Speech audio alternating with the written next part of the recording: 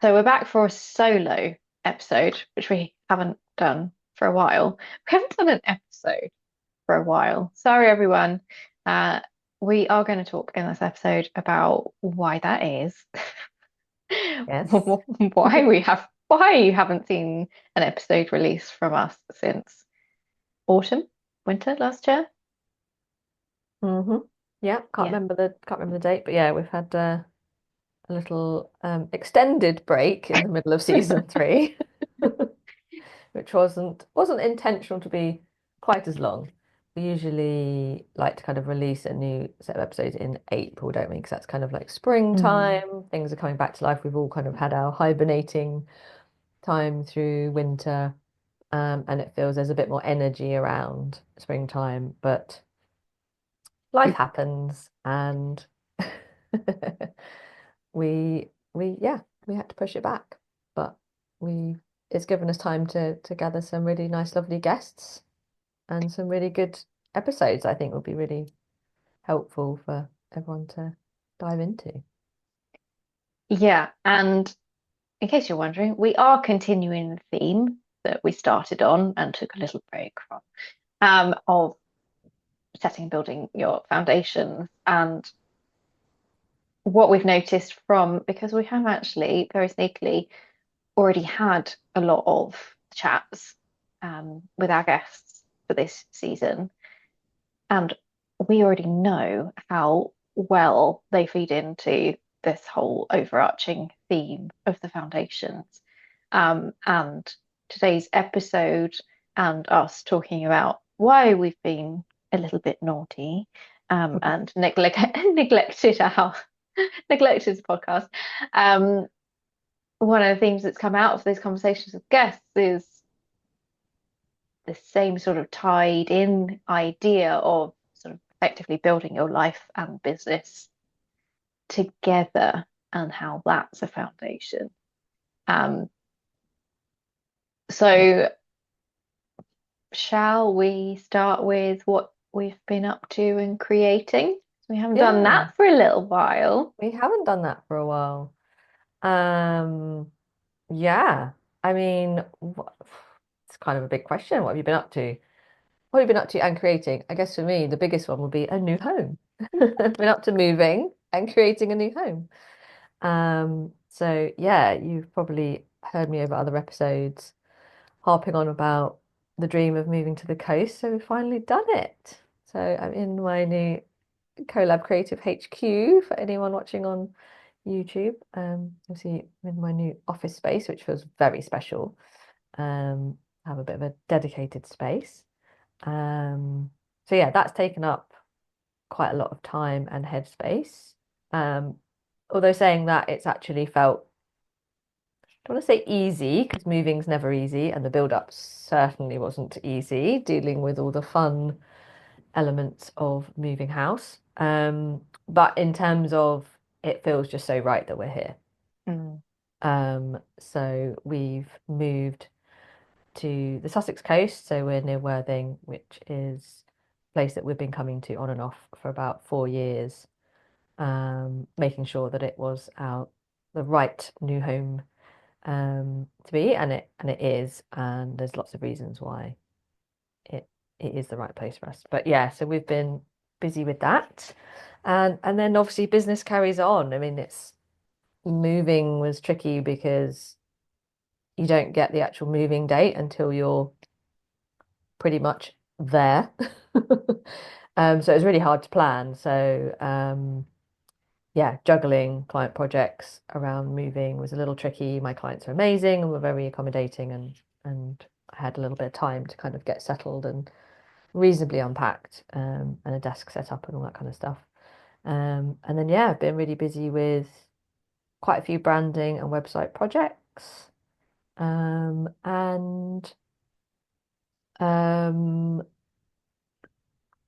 what's the word?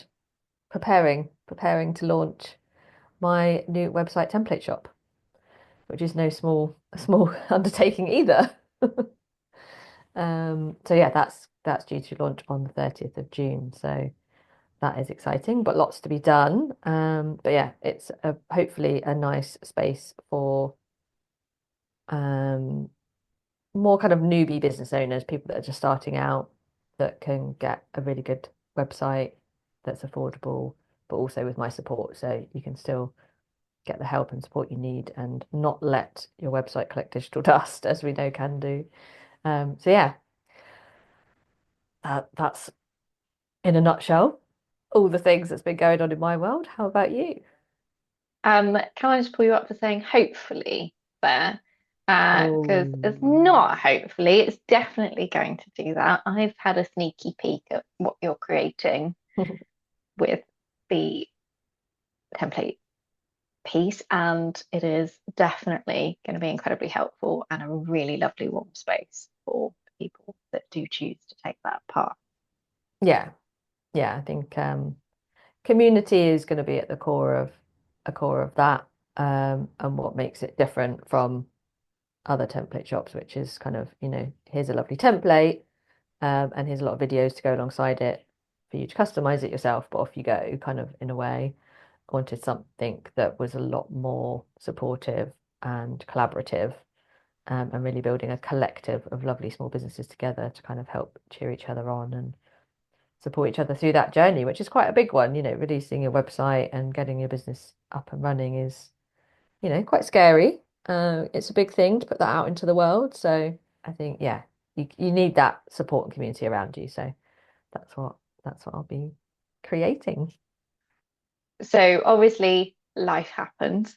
Um, and one of the reasons, along with you moving house, that we have struggled to prioritize the podcast is that within the last year, I have had three surgeries, Yeah. um, a bunch of additional poking and prodding, and various many a medical appointment. I'm Mm. fine, everyone. Don't worry. Nothing, nothing serious. Um, but that has made it very difficult to keep in the flow and rhythm of things. And it has been really about just going back to basics and going back to what is sort of my go-to when things are that way, of what is the absolute bare minimum I can achieve today and what one thing will I Mm. do. Um, so the podcast was not one of my one things, in between the three surgeries and recovering from the three surgeries. And then as you said, I had some absolutely wonderful clients who were incredibly accommodating and understanding. And because I these surgeries were all planned, I was able to give lots of notice.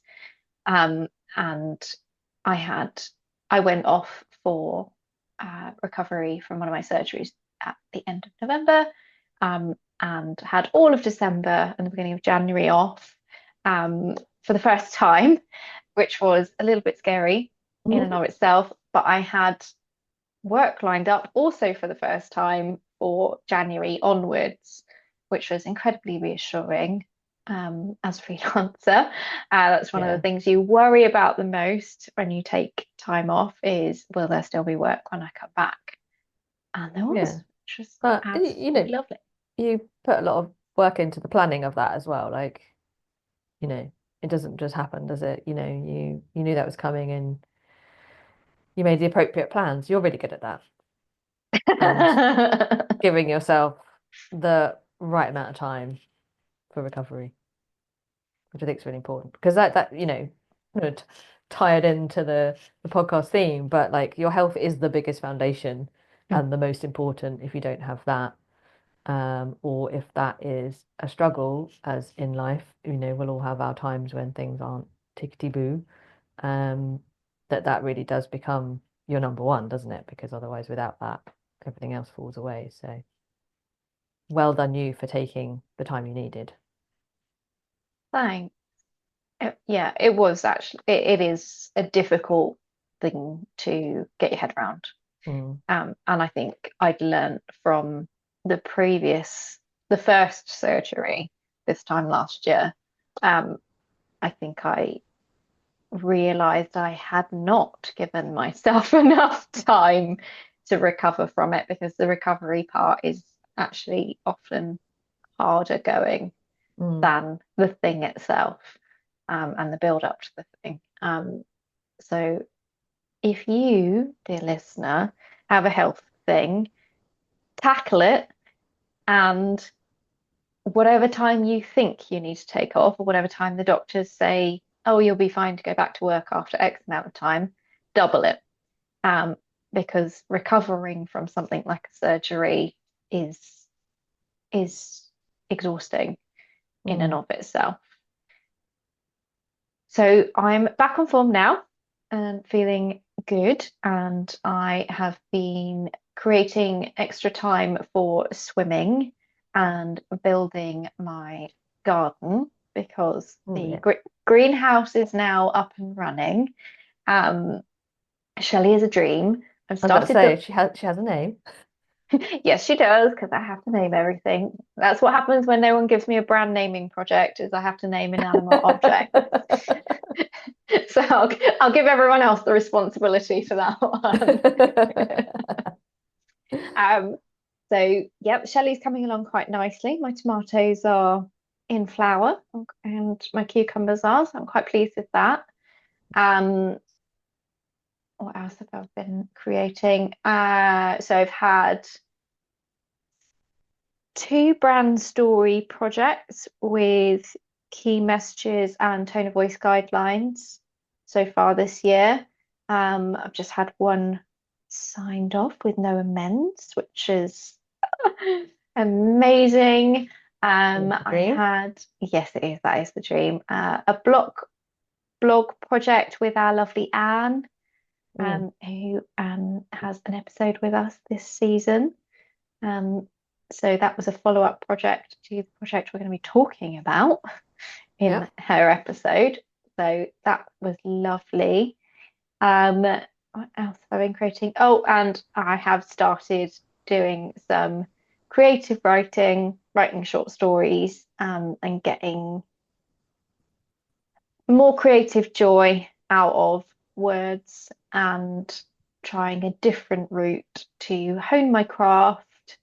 And I'm going to be challenging myself with submitting some of my words to various places and maybe even a competition or two, because what could be scarier than mi many rounds of client feedback on copywriting than submitting a creative writing piece from the heart to a competition? Yeah. It's very brave of you, but that's lovely. I know you've wanted to carve out time for those kind of projects for a while, so Yeah, well, that's lovely that you. the novel is still collecting digital dust in a folder. It can wait. It's all about, building in Yeah. little ways of getting that same kick without taking on an enormous project at this Well, yeah, and you're building the muscle, aren't you? So the more you do that and create that time, then the novel doesn't seem such a point. Yeah. big task because you can break it down into little bits. Yeah. Yeah, I was very remiss in my update that I missed out the beach walks. Yeah. Tell me more about beach I went walks. straight for yeah, it's been lovely. Particularly haven't done as many as I've wanted to more recently just because things have got particularly crazy. But certainly those first few weeks it was so nice. We are literally a 12-minute walk down the road to the beach. Um where there's a nice cafe at the end, really nice cafe. Um, and it's a very dog friendly beach, so you get to see lots of doggies down there too, which is always nice. In fact, I think we know more dogs in the area than we do humans by name. So we get, and obviously we like our tap rooms, so we're going into the local tap rooms and we get talking to the dogs and knowing the Yep. dogs' names before we know the human names. So that's always nice. But yeah, the beach walk's been lovely. It's always been a place for me that just, I don't know, kind of puts you back. It's very grounding. Mm. Obviously, it's well documented the mental health benefits of being by the ocean. But just that feeling of space and putting you back in touch with nature in a very direct way.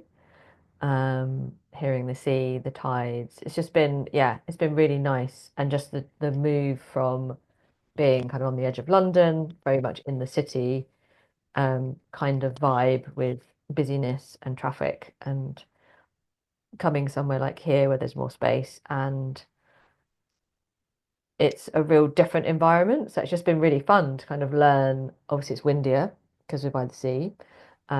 It's a few degrees cooler than when you're living near the city. And we have a mist that rolls in, like a sea mist. That was a new one, where it was all nice and sunny. Washing was blowing on the line. And then I'm like, what is that? Rolling in. Which, yeah, makes you realize, for those that are out at sea, when that mist kind of descends, you really can't see anything, Mm. including my washing, which then got wet. So that's been fun to sort of, yeah, discover some new weather patterns of being in a different part of the country. So yeah, the beach walks have been, it's nice that it's close enough, which is what we were really dreaming for and didn't think we would actually achieve, to be able to pop down in the morning before work. I sometimes meditate on the beach, or go down after work. And like on a Friday evening, we can walk along and then up to the fish and chip shop. And it is that kind of like, oh, feel like we're on holiday. So yeah, it's been really, really special. And I'm trying to really make sure we appreciate it and enjoy it because we dreamt about it for so long and definitely don't take it for granted. I mean, it was hard work getting here, but yeah, fully immersing ourselves now. I love it. Mm, Um, we don't have the sea mist here, being I actually, how far apart are we? 200, 300 miles? must be. So we're on completely different parts of the country. Um, However, your sea mist, we have an equivalent round here that is mizzle. I love that. That sounds like something out of Harry Potter. A mizzle. It, The yeah, descending mizzle. yeah, yeah, and it does descend. It tends to roll in from Wales because we're on the English-Welsh border. And if we should drive probably 10 minutes for us to actually get into Wales from here, Mm, um, you can guarantee it's going to start bucketing down, in addition to the mizzle. But the mizzle does make the forest smell absolutely divine. Um, and if I could bottle that smell and send it to you, mm. I absolutely would. It is my absolute favorite thing. I love the fact that we've got kind of like you in the forest, and me on the coast. I feel like we're kind of covering the breadths. And I guess we've kind of tapped into sort of similar communities, but in different ways. Mm. What's been, what have you enjoyed most about forest dwelling? I can't ever say forest living, it's got to be dwelling, forest Yeah, dwelling. yeah, yeah. My little hobbit in my little hobbit cottage that isn't Your really a hobbit house, unfortunately. little But it is a copy it, cottage. it it is a lovely cottage, perched on a hill overlooking a valley. And we have been here now almost 3 years. It's So gone and there's quick. it has. It does feel like we were only just talking about my move Mm. here, not that long ago. But yes, no, it has been nearly 3 years. Um, there's a lot to love here. And aside from pinching yourself every day, because I get to live here, um, there's also that realization every time you go out for a walk that there are so many different avenues you could go down that you could never fully know the forest. Even if you were born and raised here, Mm.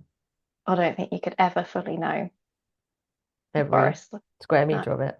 no. And I love that about it. Um, but it is just a really lovely community. So I live in a very rural village. We don't have a shop. We don't have a pub, unless you want to walk. And it's probably about 3 miles to the nearest pub, which obviously we do. Um, I think there is a lot of similarities and things that you've talked about where you now live, in that there's a lot of independent and artisanal Mm. businesses here. Um, Whether that's in town or, kind of scattered around and you meet them because lots of lovely food fairs and things like that around here. So Yeah. I get to go and live out my favorite foodie days at those. And I think there's a lot more creativity. Mm. And I think that is partly the spaciousness of it and the slower pace of life. It is slow. There is such a thing as forest time. I love It that. is a known thing. Um, Everybody jokes about it, whether they're from the forest or outside of the forest. Um, and I have to say that wasn't really an adjustment for me. Mm. Feel like I just kind of Just slotted in. slotted. I'm about to say, Like I'm slotted right natural in. naturally on forest time. That was right for me. Yeah, you just got in your right time zone Yeah, thing. yeah, That's yeah. where you're meant to be. Now I'm in sync with the people around me. Yeah, yeah, rather than I think that's so I mean, yeah, it must be I guess we feel that down here to a certain extent. I think that feeling of like we were just talking before we started the recording that, you know, things are shut on a Monday Mm, in the forest, but also by the coast, obviously, often a Monday is shut. And I think it's refreshing to not have a community where everything is always on, always open, always on demand. And I feel like I've definitely noticed, certainly more recently, I'm kind of sensitive to these things anyway. But when the world just all it wants to do is for you to speed up, speed up, speed up, mm, faster cooking, faster everything, AI taking over, well, not taking over, but you know what I mean, like involved in so much. Speed up, you can do this quicker, you can create this quicker, you can do this, you can churn this out, blah, blah, blah, blah. And it's like, quicker isn't always better. mhm, Can we just say that? And I think being rooted within a community where it still appreciates that slower pace of life. And as you say, like it's interesting that there probably is that connection between more creativity, being immersed in nature, having a lot of nature around you, having a slower pace of life, where your mind has more time and space to be creative, mm, rather than kind of input, input, input all the time. So I think, yeah, interesting. Wow, just the way life's going. I found that really hard, actually, really hard pace of everything. mm, So look, we definitely moved at the right time, I think. I don't think I'd be coping very well now if I was. I mean, I've literally become like a bit of a hermit because now I'm similar to you, where I'm like, I don't want to leave my house. I don't want to leave this place. Like even going on holiday, I'm like, oh, we've got everything here. mhm. Obviously, it makes a difference. We've got the beach, so it does feel a kind of holiday vibe. But yeah, you always said that you wanted to kind of create that home where you Yeah, don't want to escape by going on holiday, and I feel like yeah, that's really yeah. nice. That was exactly the brief really for moving here. And I think you had a sort of similar process that we'd been coming here for years before we made the move, and it felt like home. And Mm, familiar. yeah, and also, sort of a lot of people with shared values and the sort of places and businesses that we would want to spend our time and money with. Yeah, Um, exactly. so I think there's a lot to be said for doing your research, knowing the brief, and um, actually being really clear on your values and what the mission is, which of course is a lot of the work that we do in our businesses, in addition to how we approach things in our lives. Yeah, yeah. I think has a big impact. Like we were talking at the beginning about kind of how business and life obviously are intertwined, and Hmm. you know the business and setting up my own business obviously has allowed the move because I was in a career that was very, very tied to central London, and always had to be in commutable distance. Um, and this move just would never have been possible, um, without really setting up my own business or completely changing careers like I have done.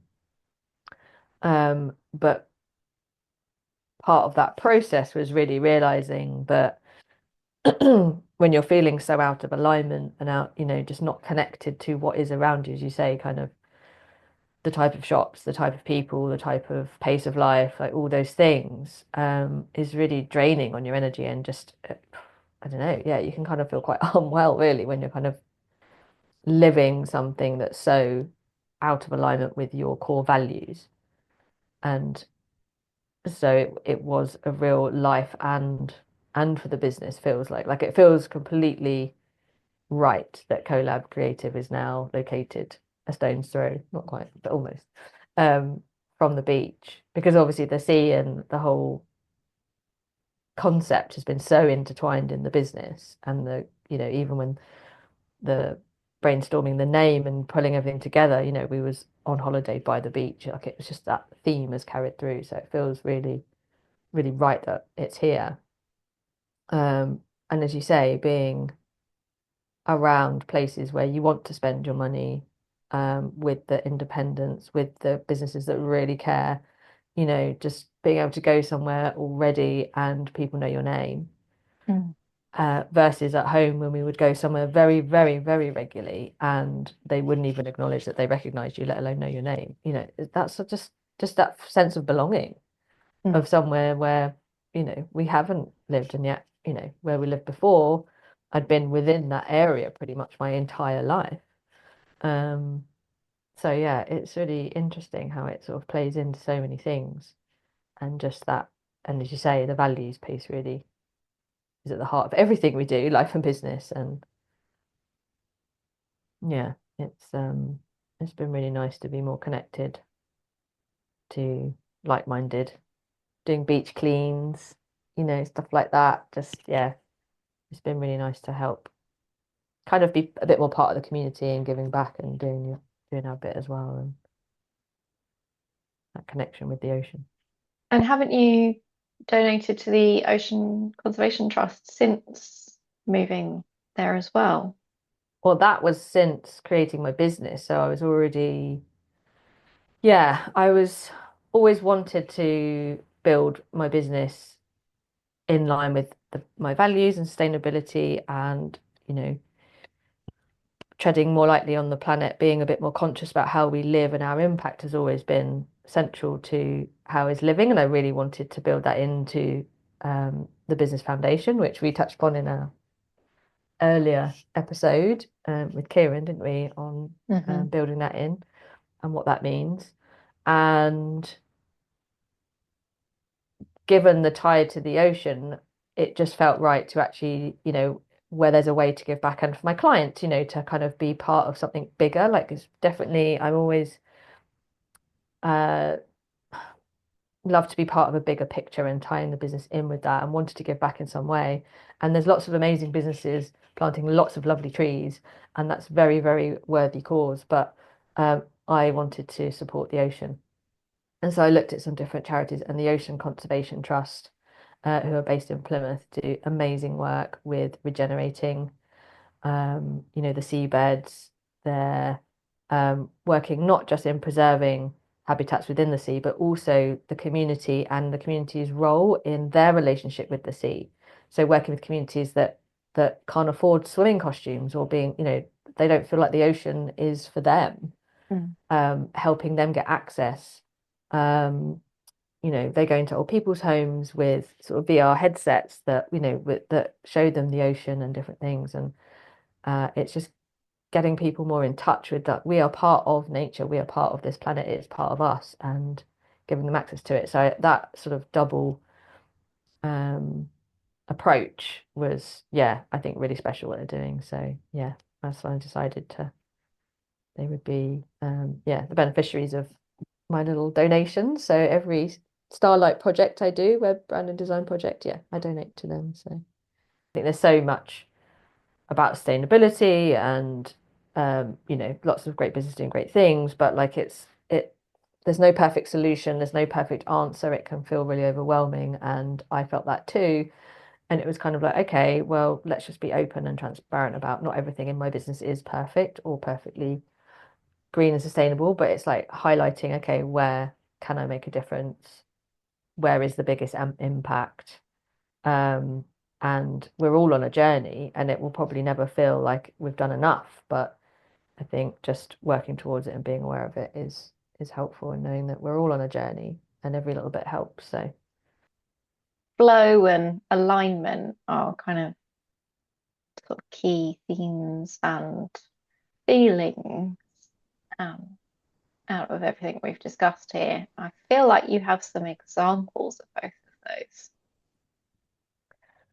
yeah, yeah, I worked on a really lovely project recently, where in fact, quite a lot of our clients, I think we're very similar, again, with a lot of our clients we work with, that they kind of get to this point of they feel out of touch and out of alignment with, I think, because obviously we attract the more sensitive souls. They're kind of really aware of that kind of misalignment piece. Um, and so this client had got to a point where their website was very difficult for them to Mm. update and manage. And this is another thing that I see quite a lot with my clients is they get set up on a certain platform. It feels like really hard work to manage, maintain, update, things break. They get scared to touch anything. Their website then becomes like this fear barrier, which, it absolutely shouldn't. It should be, the living, breathing, beating heart of your business and something that will change and update and grow with you. And so the project was more around that piece of moving the website and making it much easier for my client to update. They already had branding, but during that process, the branding actually it felt out of kilter Mm. to me, and it was quite difficult to get into the right flow with the project. And so we had a chat, and they were open to tweaking the branding and sort of like, yeah, whatever you think with this, that, they were shifting their perspective of their business into a different area that was quite a big step for them to really own their space in this particular sort of method. Um, and it just felt like everything needed to shift for that energy to really come into alignment. And it kind of might sound a bit strange, but it was one of those things where once we tweaked the branding, really brought that in so that it felt completely uh trying to think of another word from aligned because I keep using it so much, but in alignment with everything else, that all the other pieces, that's when it changed. And that's when the project really flowed and the energy really came through on that, and a real momentum built behind the scenes, that when that sort of clicked into place, even my client was like, oh, I'm doing this, I'm getting this sorted, and I've just put myself forward for that because this just feels like right. It feels, you know, exciting. I or I feel excited to update my website, which I never thought I would say. It was amazing, the knock-on effect. And obviously, I think we've talked about it quite a lot, that, you're not just getting, whether it's working with me or you or us together, you're not just getting the messaging, the website, that what you're really gaining is confidence Mm. and, that kind of um, ability to own your space and want to shout about your business and not hide it away, which is, massive. It's so much more than just a website. So that kind of, yeah, the flow coming in um, to that was really important, with making sure that everything kind of clicked. When something feels off, like it does feel like you're pushing a boulder uphill rather than kind of running down the other side, which is where we ended up. Um, so yeah, I think that's important, and I think your environment and your surroundings and the community you're within all plays a role in that. Yeah, and whether we're talking about a brand and website or whether we're talking about the place that you live, that there's a distinction between a house and a home. So Yes. you could have a website that houses your business but doesn't feel like home to you. No, exactly. And that's why I love referring to it as a digital home, Mm. because it is. It's a place where people can congregate. It's a place where you're hopefully drawing in those that feel connected to you in that way. It's so much more than just a kind of signpost to your stuff, if you know what I mean. Mm. And I think that energy comes across. And similarly in the home, it's like, as I said, when we moved here, it felt it flowed, it felt easier. Sorry, crikey. And friends and family that have all visited since have said, I can't believe you've only just moved in. It feels like you've lived here for ages, you know. Obviously, we've been quite good at actually getting things sorted. We were kind of like, oh, we'll take our Yeah. time and we'll live in it for a bit and see how. And then we were like, no, we need to. For my mental health as well, like clutter and chaos and boxes doesn't sit well with me. So, just getting like little pockets sorted and yeah, so we've been pretty good with getting things organized, so it does feel more like a home and not like a storage warehouse. Um, but I think that energy, like people feel that when they come in, and I Yeah. think it's very similar when you land on a website that where it is so in tune with that person's mission and their values, like it comes across. So, what have we got coming up in the rest of the episode? Should we give everyone a little sneak peek? Oh, everybody does love a sneak peek, I guess. But Yes. we'll give you extra because you've waited quite a while and very patiently for us to Yes. bring you some episodes. So we have a very lovely conversation with Anne Jackson coming up, and she is going to share a little bit of what life is like in the limelight. So then we've got a conversation with the very talented food photographer Samantha Cousins, Mm, who is joining us for a chat about how photography can be used as a brand foundation, and a business foundation, and how that helps set the tone for everything.